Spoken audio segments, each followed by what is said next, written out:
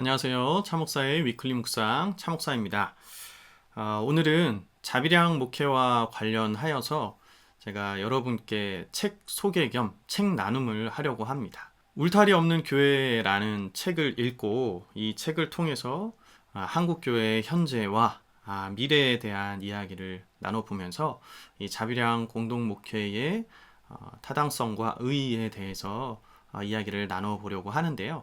이 책은 예전 부교육자 시절에 담임 목사님께서 선교적 교회 행사에 참여하시면서 저에게 선물로 주셨던 책입니다.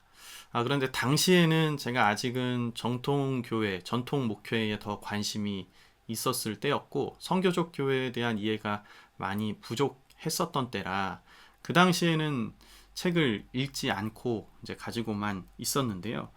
제가 지금 이렇게 자비량 공동 목회라는 특별한 목회를 하다 보니까 책꽂이에 이 울타리 없는 교회라는 제목이 눈에 확 들어오더라고요. 오랫동안 읽지 않고 있다가 이제서야 제가 관심이 그쪽으로 생기니까 보게 되었는데 역시 사람은 관심 있는 곳에 눈이 가게 되어 있는 것 같습니다. 제가 앞서 자비량 공동 목회에 관한 강의를 여러 번 올리면서 교회의 시스템화가 문제다라고 말씀을 드리고 있는데 이 책의 저자도 교회가 조직화되어 가는 것에 대해 문제의식을 가지고 있었고 그로 인해 교회가 어떤 문제가 발생했는가 어떠한 문제를 여전히 해결하지 못하고 있는가에 대해서 이야기를 하고 있는 부분에 제가 크게 공감하는 부분들이 있어서 여러분들과 이 책의 내용을 나누려고 합니다.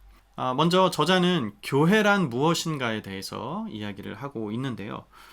저자는 책의 내용을 시작하기 전에 교회라는 단어에 대해서 재정의를 하려고 합니다. 그리고 지금 현재 우리가 사용하고 있는 교회라는 단어, 이 교회라는 단어는 지금 현재 우리가 어떻게 사용하고 있는가에 대해서도 이야기를 하고 있는데요. 저자는 일반적으로 교회라는 단어는 조직적이며 공동으로 하나의 체계를 가진 그리스도인을 지칭하는 것으로 쓰여지고 있다고 보고 있습니다. 쉽게 말하면 지금 현재 교회는 지역 조직체를 나타내는 정도로만 쓰여지고 있다라는 겁니다. 그러니까 소위 말하는 교단에 속한 지역적 모임을 지칭하는 단어, 그러니까 지역교회를 말하는 거죠. 그 정도로 교회라는 단어가 지금 국한이 되어져서 사용되어지고 있다라고 보고 있습니다. 물론 저자는 이것이 진짜 교회를 나타내는 단어라고 생각하지 않습니다. 저자는 교회는 단지 지역적 조직체가 아니라 믿는 형제 자매들을 섬기고 동시에 믿지 않는 세상도 섬기도록 변화받고 은사를 받은 성령이 내주하고 계시는 하나님의 사람들이라고 재정의를 하고 있습니다. 쉽게 말해서 하나님의 사람들이 교회라는 거죠. 서로를 섬기며 그리고 내가 살고 있는 세상도 섬기는 성령이 내주하는 사람들이 곧 교회다라는 것입니다. 그런데 이 부분에 대해서 생각을 해볼 때 사람이 교회다, 성도가 교회다라는 말은 사실 우리에게 특별한 말로 들리지는 않습니다. 왜냐하면 이미 많은 그리스도인들이 그 사실을 알고 있기 때문이죠. 제가 생각하기엔 아마 거의 대부분의 목회자 그리고 거의 대부분의 성도님들이 교회를 단지 지역의 교단에 속한 건물, 교회다, 조직이다 그런 정도로만 생각하고 있지는 않다라고 저는 생각을 합니다. 아주 예전에 세워진 그리고 오래된 전통적인 교회가 아닌 이상 교회는 곧 사람이다 라는 생각을 현재 대다수의 성도님들이 하고 있을 거라고 생각을 합니다. 그래서 저도 예전부터 교회에서나 어디 모임에서 설교를 하거나 강의를 할 때 항상 교회를 이렇게 정의를 해왔습니다. 하나님의 사람이 바로 교회다. 바로 당신이 교회다. 이렇게 말이죠.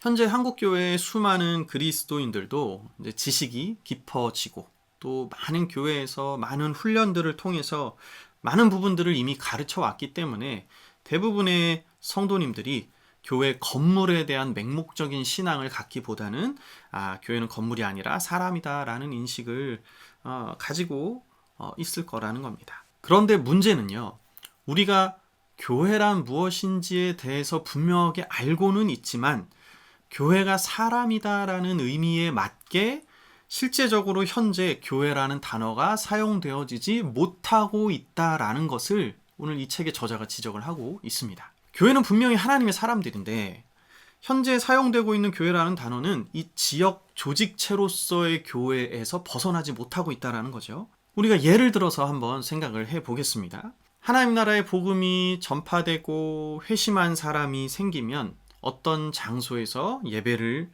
드리는 이제 교회가 시작이 됩니다. 그 지역에 교회가 생기는 거죠. 자, 그런데 여기서 교회라는 조직을 세우는 데 집중하게 될 때 어디에 집중을 하게 됩니까? 건물이 필요합니다. 땅이 필요합니다. 장소가 필요합니다. 또 십자가를 세워야 하죠. 또 집중하는 데 필요한 강대상, 의자, 그리고 그 장소를 예배실로 꾸며야 하고 또 유지해야 합니다. 우리에게는 이러한 것들이 익숙해져 있다라는 겁니다. 형식을 재생산하는 경향이라고 표현을 하고 있는데요.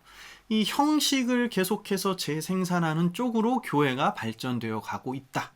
그래서 이 지역 조직체로서의 교회로의 의미에서 지금 현대 교회가 벗어나지 못하고 있다라고 보고 있는 것입니다. 곁들여서 저자는 이렇게 말을 합니다. 우리는 각자의 안경을 통해 세상을 본다. 우리는 우리의 패러다임 안에서 행동을 취하고 또 우리가 보는 모든 것을 우리 자신의 틀에 끼워 맞춘다. 우리가 다른 안경을 쓴다면 지금 보는 모든 것이 다르게 보일 수도 있다는 사실을 받아들이기가 아주 어렵다. 교회를 볼 때도 마찬가지로 전통적인 패러다임을 통해서 보게 된다. 예를 들면 교회에는 예배당이 있고 강대상이 있고 예배용 긴 의자들이 있고 성직자가 있다고 알고 있다.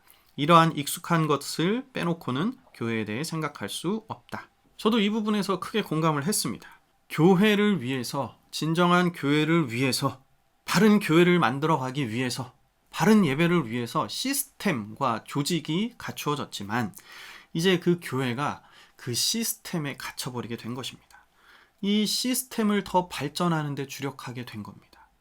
그렇기 때문에 교회가 더 많은 인적 자원을 필요로 하게 됐고 재정적인 자원을 더 필요로 하게 됐습니다. 이것이 바로 제가 말씀드린 시스템화된 교회, 거기서 더 나아가 기업화된 교회가 되어가는 문제였습니다. 우리도 모르게 그런 교회를 추구해 왔다라는 사실을 이 책에서도 계속해서 이야기하고 있는 것입니다.